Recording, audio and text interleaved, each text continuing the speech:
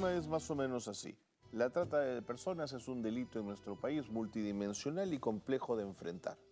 Hay políticas de Estado que obligan a que los responsables de enfrentar este delito acudan al Congreso y rindan cuentas.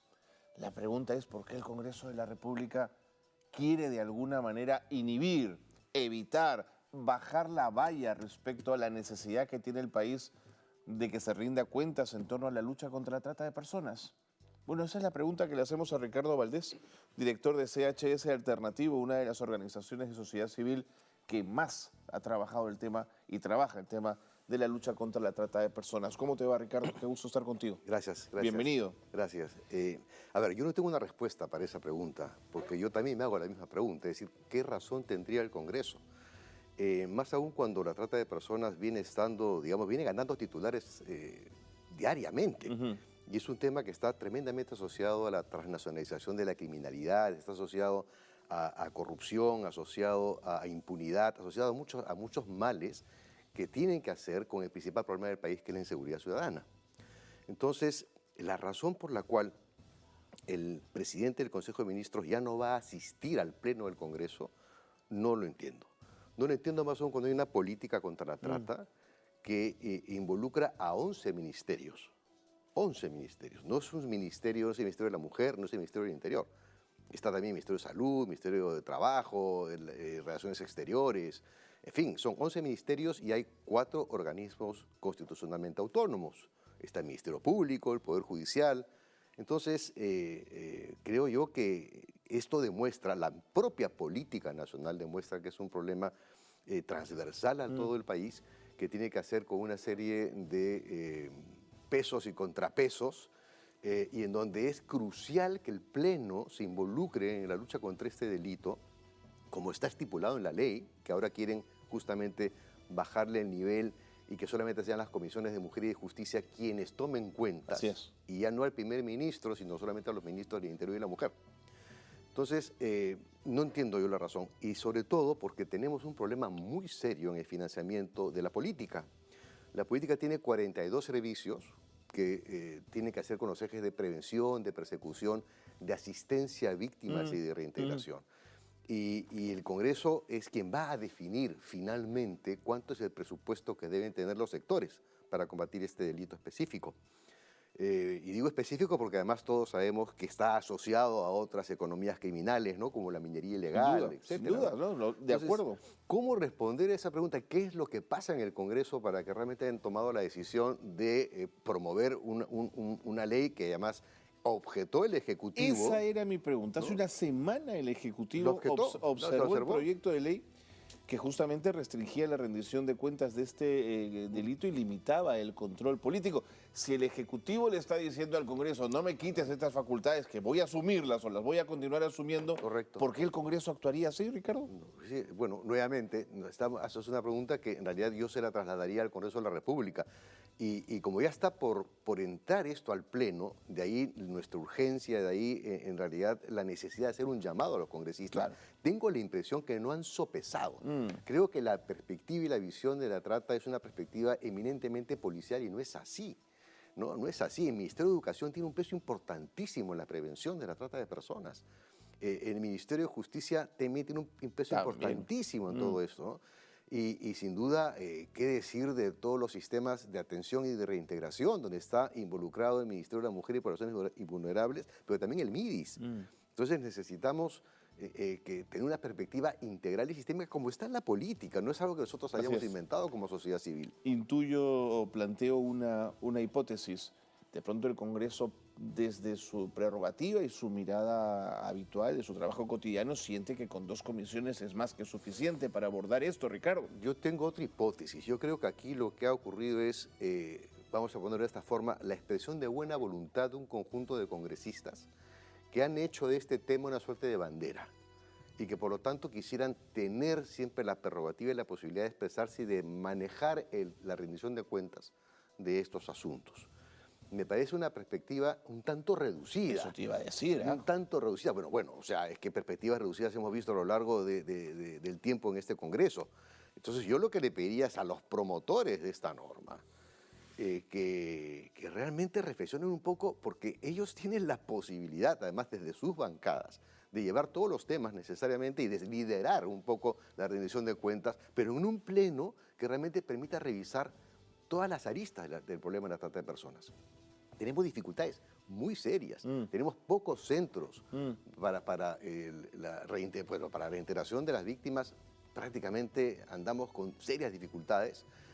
A nivel de lo que puede ser la atención, también tenemos muy pocos centros especializados en la atención de víctimas.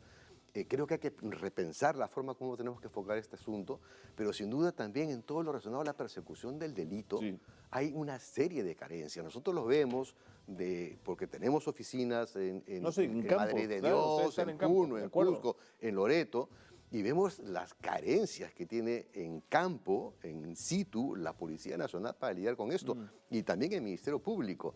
Entonces, bueno, y aquí estamos hablando de temas relacionados, insisto, con otros problemas mucho más complejos. Correcto. Trabajo forzoso de minería ilegal, por ejemplo. ¿No? De alguna manera ya lo has dejado caer, pero yo quería preguntarte nuevamente para insistir en ello.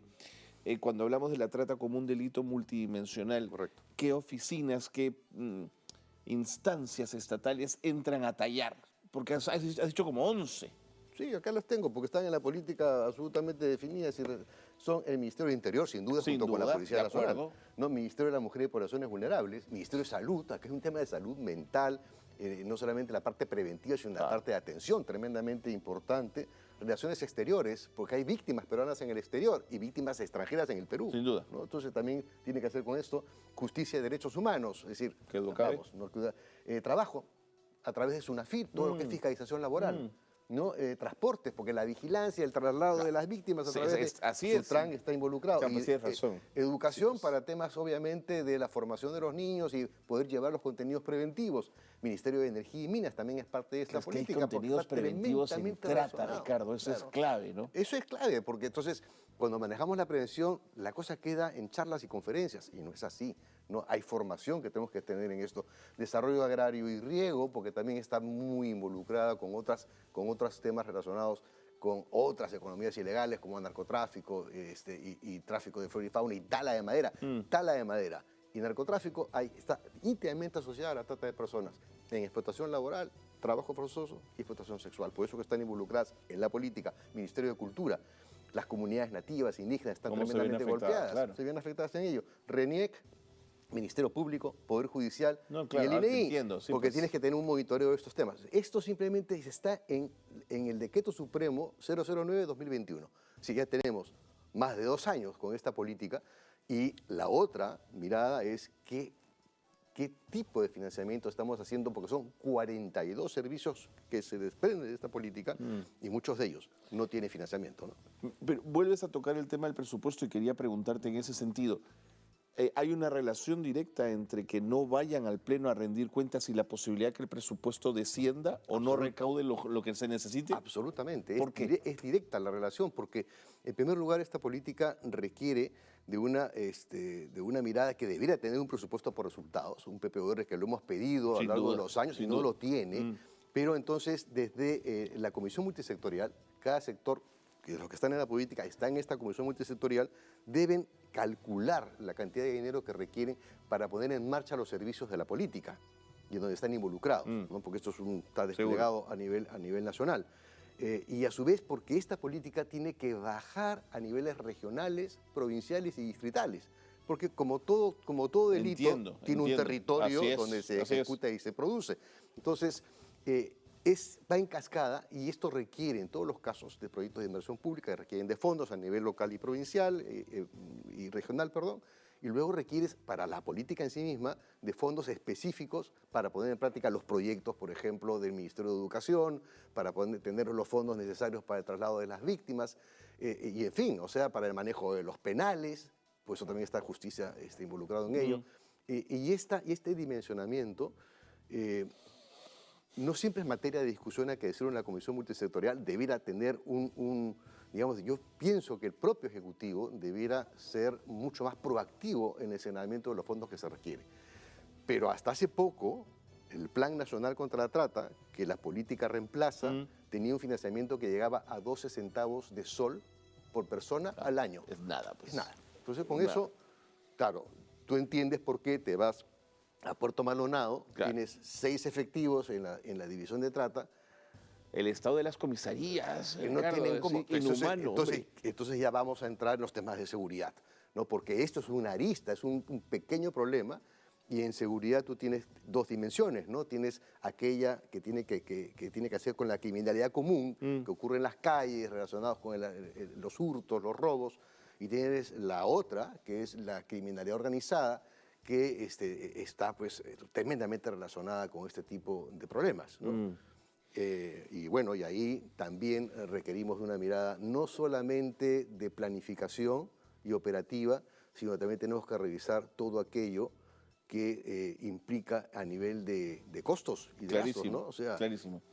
Ahora, sé que desde CHS Alternativo han desplegado esfuerzos para conversar con los miembros titulares de las comisiones del Congreso. Yo quería preguntarte qué te han dicho, qué has escuchado, qué razonamiento esbozan para este estado de cosas, Ricardo. por un lado nos dicen, tienen razón, es verdad, ¿no? Pero también es cierto que desde el año 2017 no ha venido ningún primer ministro a dar cuentas. Entonces digo, bueno, pero esa es que no debiera ser justamente... Esa es la anomalía, digamos. Claro, ese es el problema, Claro. ¿no? Entonces lo que tiene que hacer el Pleno del Congreso, o sea, la Junta de Portavoces, el presidente del Congreso, es decir, hay una ley que estamos incumpliendo. Señor primer ministro, venga y dé cuenta aquí con su ministro de Estado con respecto a esta política. Pero el hecho de que no asistan, y no asisten porque no hay presión de los propios congresistas Sin al duda, respecto, sin duda. no debe ser razón ni motivo para decirles, hoy vamos a bajar el nivel. No viene el primer ministro, que vengan los ministros de Interior a las comisiones de Justicia y el ministro de Mujer a la Comisión de la Mujer y viceversa, ¿no? Cruzado.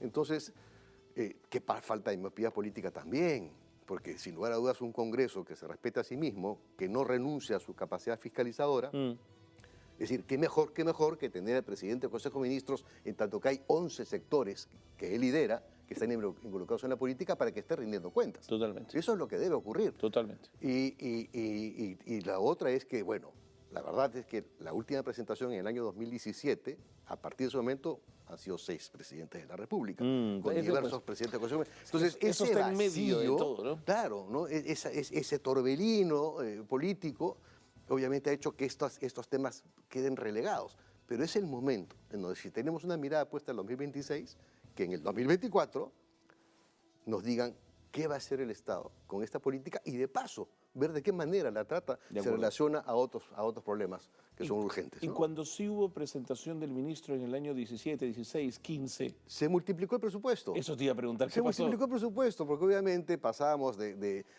presupuesto de 2, 3 millones de soles, digamos, para financiar el plan en esa época, a 14 millones. Que también era poco, pero significaba un incremento de 3 o 4 veces lo que se tenía.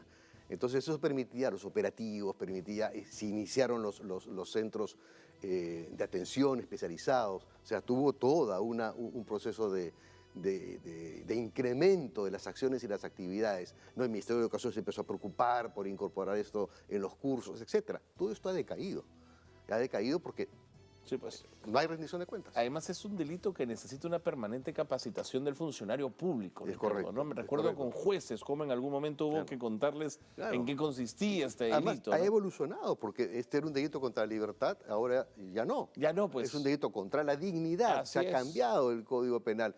Y muchas veces nos hemos encontrado que, en efecto, algunos jueces todavía no tienen conocimiento de la reagrupación de todos estos delitos de trata y explotación humana en el 129 del Código Penal. Entonces, el capital humano acá también es clave, hay que fortalecerlo. Hay que fortalecer el capital humano, sin lugar a sí, te dudas, entiendo. ¿no? Y sobre todo ahora, cuando está muy asociado a temas de tecnología, porque la explotación sexual en línea se ha disparado después de la Sin pandemia. duda. No, sin duda. Entonces hay temas que ver. Bueno, el tema está clarísimo, Ricardo. Me quedo un par de minutos antes de dejarte ir y agradeciendo que nos acompañes esta mañana. Quería preguntarte un poco por los cambios ministeriales de estos, además, 6 años de crisis política intensa. ¿Qué resultados nos han dado? ¿Qué perspectiva tienes de lo que ha sido el Ministerio del Interior en este periodo? Hablemos solamente de... Bueno, hay una serie de temas que han sido tremendamente impactantes, creo yo, para la moral policial. Me refiero al tema de los ascensos y al tema de que ocurrieron en la última, digamos, en los últimos momentos bueno, no son los últimos, en el primer semestre de la presidencia de Castillo. La entrada de maletines para los ascensos, ¿a eso te refieres? Me refiero pues a la compraventa Sí, de sí, los claro. ascensos a general, ¿no? Y que eso venía a golpear seguidamente después de una serie de procesos abiertos a generales que estuvieron involucradas en compras, digamos, en compras negativas, ¿no? Para enfrentar la pandemia, en el equipamiento que tenían que entregarle al personal policial para enfrentar la pandemia, que les daban realmente alcohol de baja calidad, mascarillas que no servían, etcétera, ¿no? Entonces, después de eso vienen los ascensos y creo que eso golpea mucho. Ahora, hablando ya del periodo actual de la presidenta Boluarte, creo que tenemos absolutamente claro que hay dos aproximaciones al tema de la corrupción, ¿no? Y a la corrupción interna y a la corrupción de otros sectores que no son Ministerio del Interior. Entonces, sin duda hay una pugna muy fuerte que tiene que hacer con el EFICOP, que a su vez, creo yo, ha tenido que hacer mucho con estos cambios de ministros.